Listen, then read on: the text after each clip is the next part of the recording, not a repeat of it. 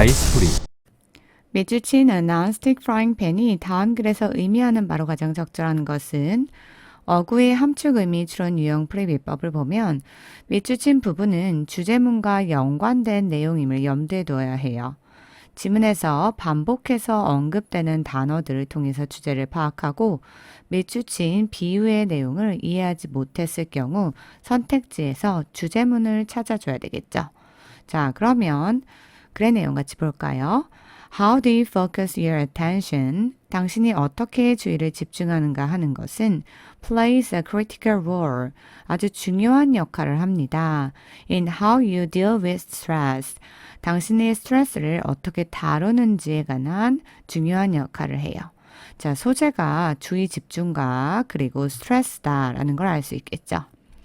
Scattered attention, 흩어진 주의는 harms, 해를 끼칩니다. Your ability, 당신의 능력에 to let go of stress, 스트레스를 날려버리는 능력에 해를 끼쳐요. Because, 왜냐하면 even though, 비록 your attention is scattered, 당신의 주의가 흩어져 있다 할지라도 it is narrowly focused, 좁게 집중을 하기 때문이죠. For you are able to fixate only on the stressful parts of your experience. 당신의 경험에서 스트레스를 받는 그러한 부분에만 고정해서 집중을 할 수 있기 때문이죠. When your attentional spotlight is widened, 당신의 주의의 초점이 넓혀지면 you can more easily, 당신은 더 쉽게 let go of stress, 스트레스를 날려버릴 수 있어요. 자, 어떻게 하면은 효과적이다? 주의의 초점을 넓히면 그렇게 된다. 주의를 흩어지는 게 아니라 주의의 초점을 넓힌다라는 이 widen이라는 표현에 집중해 주세요. You can put in perspective, 당신은 put in perspective 하면 균형 있는 시각으로 바라본다라는 의미거든요. 당신은 many more aspects of any situation, 어떠한 그 상황에서 많은 그러한 측면들을 균형 있는 시각으로 바라볼 수 있어요. 넓혀지니까요, 주의가. And 그리고 not get locked into, 갇혀있지 않게 되는 거죠. one part, 한 부분에만 갇혀있지 않게 돼요. That ties you down, tie down 하는 건 얽매다 이런 뜻이거든요.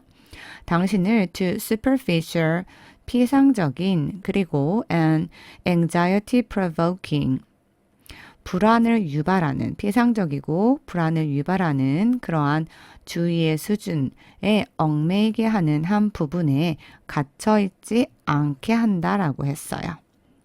어떻게 하면 주의의 초점을 넓히면 이런 효과가 있다라는 거죠. A narrow focus heighten the stress level of each experience. 한 번 더 같은 말을 다시 설명하고 있어요. 그래서 다시 설명하면 좁은 초점은 heighten, 높입니다. 뭐를 높여요? 스트레스의 수준을 높이죠. 각각의 경험에서. 하지만 다시 한번 아까 widen이 또 나왔죠. widen focus, 넓은 확장된 초점은 확장된 주의라고 생각해도 돼요. turns down the stress level. 스트레스의 수준을 어떻게 해요? 낮추게 돼요. 그 이유는 because you're better able to, 당신이 더 잘 to put each situation, 각각의 상황을 into a broader perspective, 더 넓은 관점으로 볼 수 있기 때문이죠. 시야가 넓어지는 거죠. One anxiety provoking detail, 하나의 불안을 유발시키는 그런 세부사항은 is less important, 덜 중요해요. than the bigger picture, 더 큰 그림보다요.